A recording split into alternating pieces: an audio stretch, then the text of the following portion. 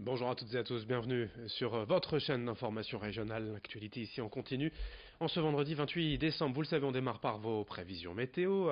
Avec un temps en froid, toujours des températures négatives cette nuit encore dans la région. En journée, les valeurs iront jusqu'à 8 degrés sur le littoral, tout de même, Dunkerque et Boulogne, 4 degrés à Lille et à Saint-Omer. Côté ciel, en revanche, la grisaille et les brumes vont reprendre le dessus. Les nuages bas du matin pourraient se maintenir une bonne partie de la journée, avec quelques éclaircies toutefois possibles dans l'après-midi. Les prévisions météo complètes, bien sûr, après ce journal. À la une première image. Alors qu'il fait justement un temps assez maussade, une bonne idée de sortie durant ses vacances. À Calais, le Forum Gambetta accueille jusqu'au 6 janvier une grande exposition de Playmobil. Comme chaque année, à cette pareille époque, le collectionneur Jean-Michel Lelière s'est installé avec une partie de sa collection. Au programme cette année, le cinéma est à l'honneur, avec plusieurs reconstitutions de scènes de films ou de dessins animés, dont cet incroyable château tiré du Seigneur des Anneaux, et qui a nécessité à lui seul près de 5 semaines de travail. En tout, on peut compter 30 000 pièces et 32 000 personnages. C'est au Forum Gambetta, qui allait jusqu'au 6 janvier. On écoute le collectionneur nous parler de son travail, de cette collection, au micro de Corentin Escaillé. Ça commence par une opération d'appendicite à l'âge de 6 ans et demi.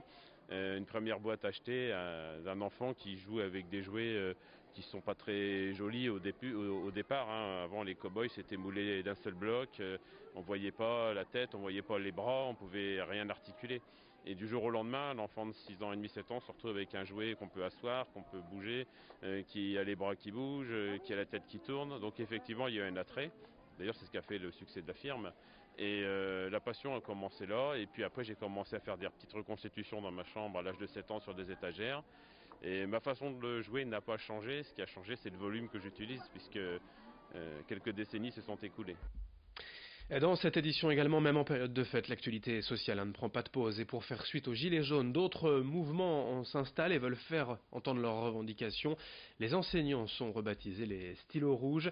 Face aux différentes réformes annoncées, notamment celle du baccalauréat, mais aussi des collèges et des lycéens, eh bien, les professeurs se réunissent durant ces vacances et prévoient déjà des actions dès la rentrée en janvier. Des journées de grève, des occupations pacifiques du rectorat ou encore la suspension des accueils avant et après les cours, voire même des sorties scolaires. Globalement, ces enseignants en disent souffrir d'un manque de reconnaissance et de moyens. On écoute une de ces professeurs mobilisés au micro de Lucille Berthe-Constant. Là concrètement, je vais vous donner deux chiffres. Il y a 589 élèves de plus dans le secondaire qui sont prévus à la rentrée 2019 et on prévoit 149 suppressions de postes dans l'académie de Lille. On est l'une des académies les plus touchées. Donc c'est pour ça moi que je me suis joint au mouvement, parce que je me dis mais comment va-t-on faire? On a déjà des classes surchargées, que ce soit des professeurs des écoles au lycée, et là on nous annonce qu'on aura plus d'élèves et moins de profs. Donc comment va-t-on faire? On est déjà surchargé, mais ça serait 10 dans le primaire, 20 élèves maximum dans le secondaire et 30 dans le supérieur. Parce que ça me permettrait aux élèves de mieux apprendre, d'être dans des meilleures conditions et d'être dans des conditions de réussite.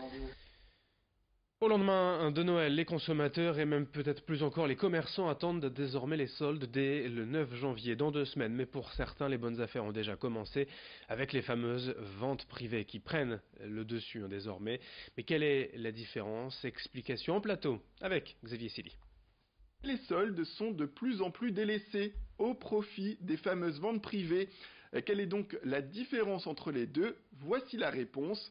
Pour pouvoir être soldés, les produits doivent avoir été présentés en boutique avant la période des soldes. De plus, aucun réapprovisionnement n'est permis pour les commerçants. La période des soldes est aussi unique en un grand point. Pourquoi? Eh bien car c'est l'un des rares cas dans l'année où un commerce peut vendre à perte. Qu'en est-il donc des ventes privées? C'est une période, elle, qui peut intervenir plusieurs fois dans l'année. Le commerçant a le choix. Le vendeur, durant cette période, déstocke avec des réductions, qu'on se le dise, quasi identiques aux périodes de soldes. Mais la loi leur interdit bien de revendre à perte, contrairement aux soldes. Les remises peuvent donc être assez moindres que pendant les soldes.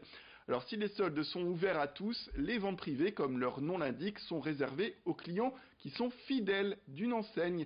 Rassurez-vous toutefois, très souvent, les commerçants acceptent pour la plupart de vous inclure dans leur fichier client au moment de l'achat, lors des ventes privées. Et voilà pour la différence entre ces deux grandes périodes de bonnes affaires. Justement, à peine Noël passé, le nouvel an se prépare déjà. Pour les traiteurs, c'est évidemment une période très importante. Et exemple ici à la Madeleine, chez les Halles Modernes, avec 2 autres boutiques à Croix et à Lille. Les équipes ont enregistré plus de 300 commandes pour le réveillon de Noël. C'est une affluence 5 fois supérieure à un week-end normal. Et les clients s'annoncent de nouveau très nombreux ces prochains jours jusqu'à lundi soir. Pas de répit donc pour les ateliers et les équipes approvisionnant les 3 boutiques pour transformer les produits de manière artisanale en privilégiant toujours les fournisseurs locaux. Au menu évidemment foie gras, boudin blanc ou autre saumon fumé. Idil Gunay a rencontré un responsable de ce traiteur, de cette boutique à la Madeleine. Nos produits phares et qu'on aime fabriquer, c'est notre boudin blanc truffé. Donc c'est un boudin blanc, la recette est dans un vieux livre noir un peu caché qu'on ressort tous les ans pour Noël, avec une panade aux légumes, des truffes, etc. On est très fiers, j'ai l'impression que c'est presque le meilleur boudin blanc selon nous. On a ensuite notre foie gras, donc le foie gras qui est issu de canard label rouge. La recette est méga simple et je peux la donner à tout le monde.